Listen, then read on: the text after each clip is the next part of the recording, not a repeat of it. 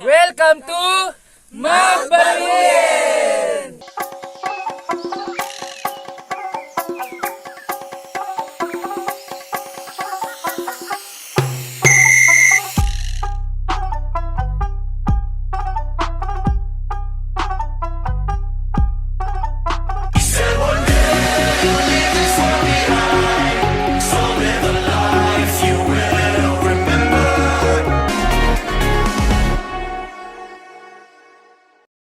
Kamusta mga kababayan? This is your Vlogger Mark. Isa na namang napakagandang probinsya sa Pilipinas ang ating pupuntahan. Ito ang Abra. Samahan nyo akong akyatin ang kanilang newly open hiking destination, Mount Baruyin. Particularly sa likuan Baay, Abra. Bago yan ay bumaba na kami dito sa kanilang drop-off point, kung saan magsisimula ang aming pag-hike papunta ng summit. Alas 6 nga ng umaga nang makarating kami dito, kaya damang-dama ang kapreskuhan ng hangin. Bago umakyat ay meron munang briefing mula sa aming tour coordinator at sa mga local guides na sasama sa amin paitaas. Sa ano yun, line set ba yun kung tawagin? Tapos pine trees. Hanggang sa sinimulan na nga namin ang pag-akyat.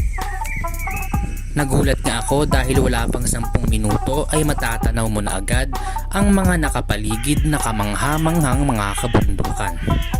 Sinalubong nga kami ng 2 bakang ito, tila nagsasabing welcome sa kanilang lugar. Ano po yung pinakapangalan ng lugar? Baay. Baay Abra. Baay Abra. Kasi ang pinakasalita po ninyo ay Ito. Opo, Ilocano pa rin po. Sa Ilocano. Ilocano pa rin. Maya-maya lamang ay nadaanan na namin ang Pine Trees area, kung saan maa-amaze ka talaga sa iba't ibang hugis at laki nito. Madadama mo din ang lamig ng hangin na talaga namang nakakaginhawa.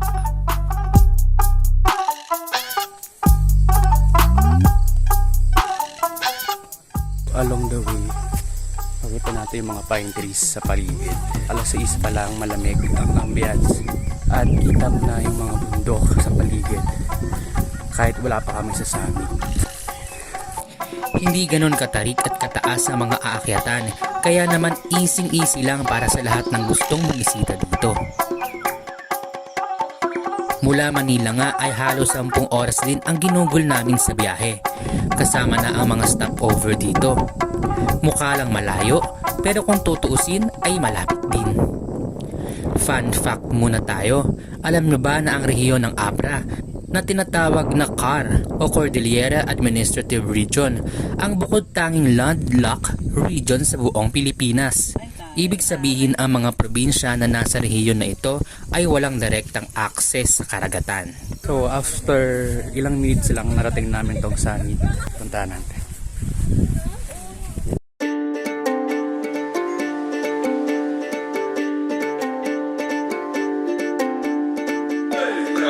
Pagtapos nga ng halos 20 minutos ay narating na namin agad ang summit ng Mount Baruyin, kung saan ito ang pinakaunang atraksyon ng lugar. Matatanaw mo ang napakagandang grassland ng bundok, mountain steeps at napakalawak na kabundukan ng Abra. Wala akong kasama, solo joiner lang ako. So kailangan selfie lang ang video natin. After naman naming mag-picture sa summit, ay binaba na namin ang grassland area, kung saan may napakagandang hugis at bubog ng bundok. Papunta naman ito sa isa pang atraksyon na tinatawag nilang The Ledge. So this is my first hike for this year. And tignan nyo naman yung view. Napakadaling akyatin, beginner friendly. Ito na tayo ngayon sa parang mga rock formations nila. Pero nakakapagod pa rin kasi pasulong ang mga akyatan. But it's fine. Hindi siya ganun kahirap.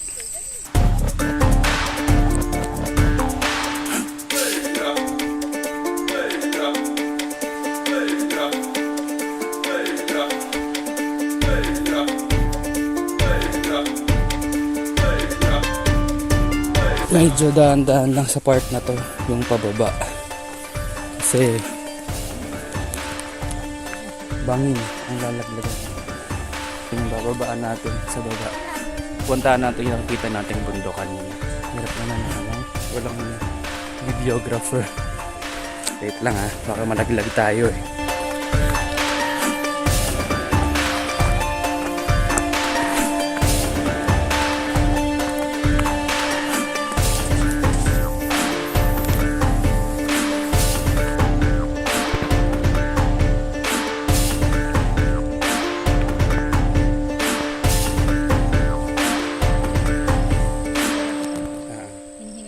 Dito lang ako nakalis. Lakad lang po.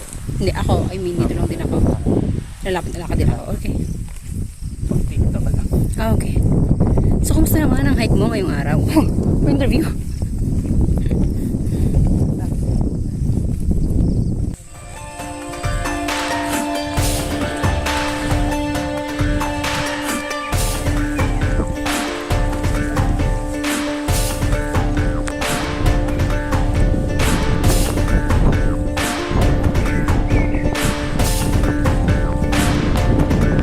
Pero hindi po dito nagsisi off clothes.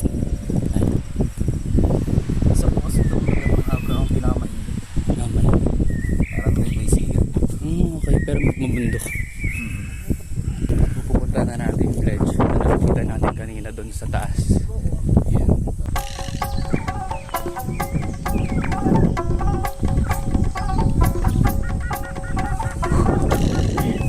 Okay lang.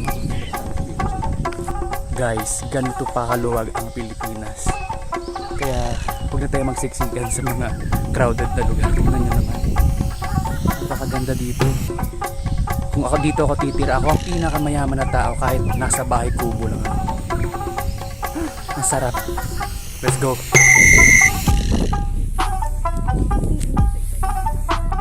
Pala sa taas meron.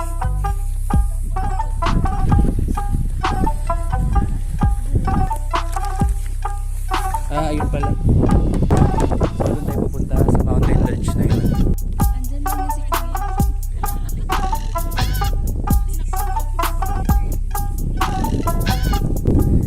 Napakaganda. Papalitan ka ng mga bundok, bulubundukin, mga mountain steep. Grabe, ang sarap sa mata.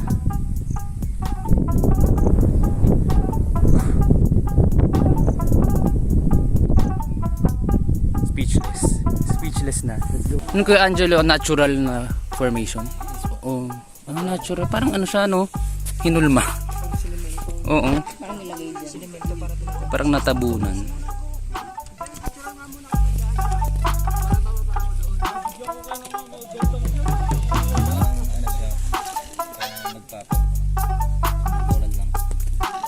Makailang minuto lang ng pagbaba ay narating na namin ang ledge kung saan makikita natin ang isang natural rock formation na para bang hinulma na isang pader. At para sa matatapang ay pwede ka ditong magpicture. Ngunit mag-iingat dahil napakataas nito at medyo makitid ang bato. Sa side naman na to ay matatanaw mo din ang kahabaan ng Abra River.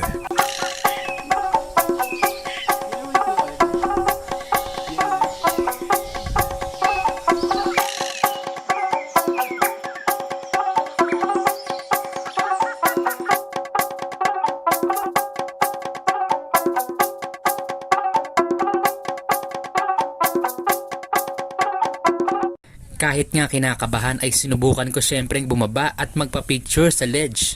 Dahil nandito naman na tayo, let's experience it and make it worth the while. But still, extra careful everyone.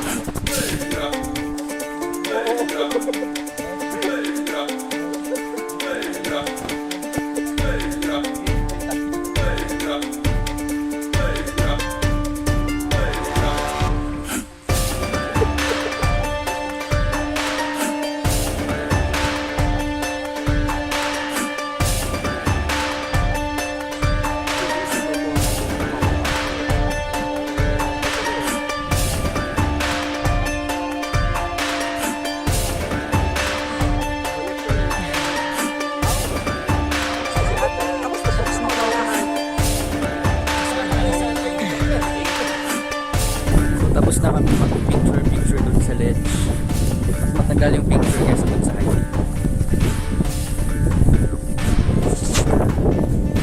Pagtapos naman ay umakyat ulit kami papunta naman sa isa pang atraksyon ng bundok. Isa rin itong rock formation na tinatawag nilang Lion's Head.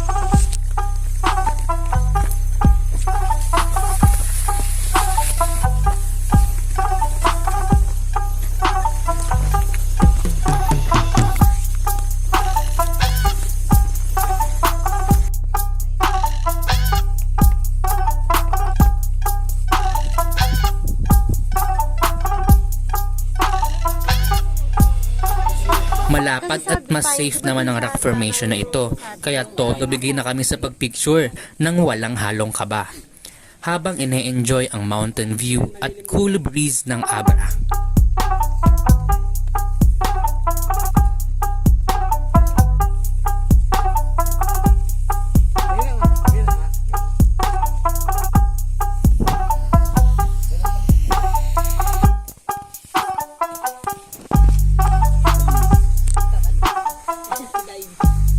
Yun! Yun! Yun! Guys, sama ko na kayo. Pagsabi ko po na welcome to, tapos sabay-sabay ko tayo. Mount Baruyen.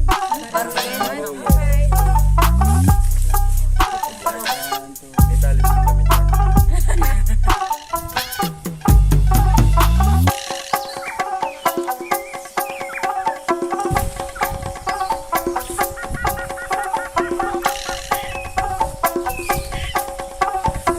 At pagtapos naming mapuntahan lahat, ay sinimulan na namin bumalik sa drop-off point dahil pagpatak ng alas 9 at alas 10 ay sobrang init na dito.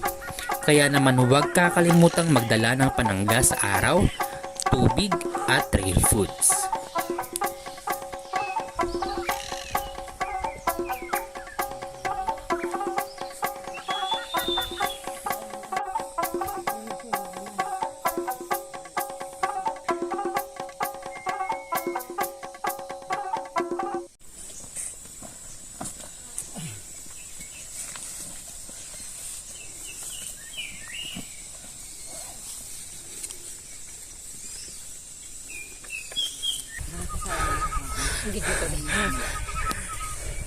Going back.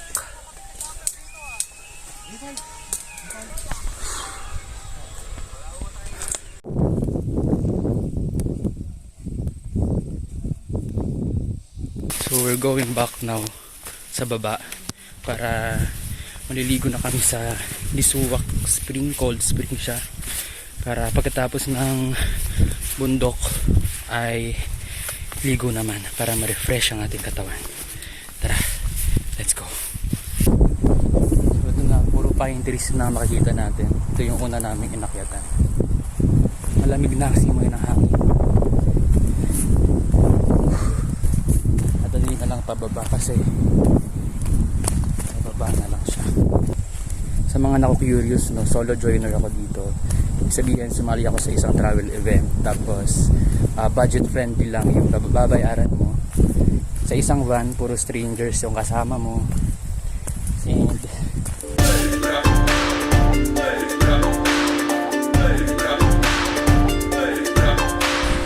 van pick up na sa Santa Rosa mismo, tas drop off. May sarili ka nga lang dapat pagkain, trail food mo. Pero yung mga fee sa guide, mga fee sa trekking, all in na yan. Tsaka hello, Abra kaya ito. Medyo malayo na, no? Ang nalakbay natin. Nasa Abra tayo for today's video.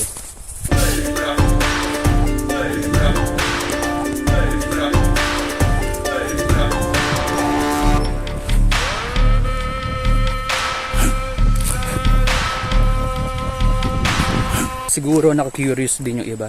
Marami namang bundok na malapit, no? Na marami din akong naakyat na bundok, ganyan. Sa amin kasi mga traveler, each mountain meron siyang sariling identity. Meron kang may experience na iba-iba siya. Sa mountain na to, iba yung may experience mo. Sa mountain na to, iba yung magagawa mo, yung mararamdaman mo. Yun yung magic of traveling. Kaya Lakbay Pilipinas tayo ngayon.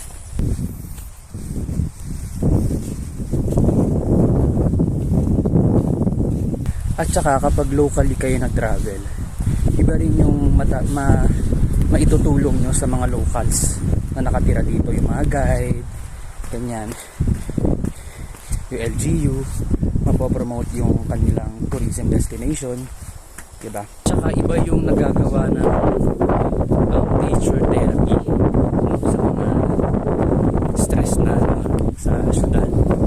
Iba yung yung healing na ginagawa niya sa'yo, inner peace, mga ganyan. Kapag nakakita ka ng malawak na lugar, parang yung utak mo nare-refresh ulit, na pagbalik mo sa reality sa Manila, laban ka ulit, no, sa reality ng buhay.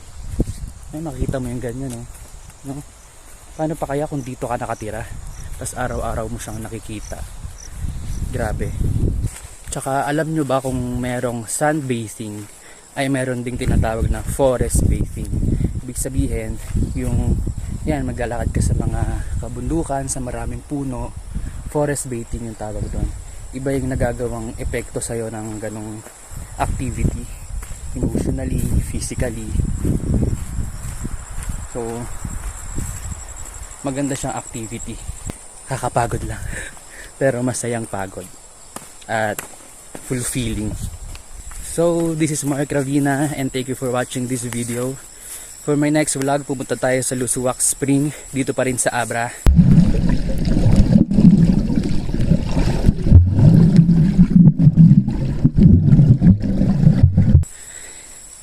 Ingat and safe travel everyone. Bye-bye!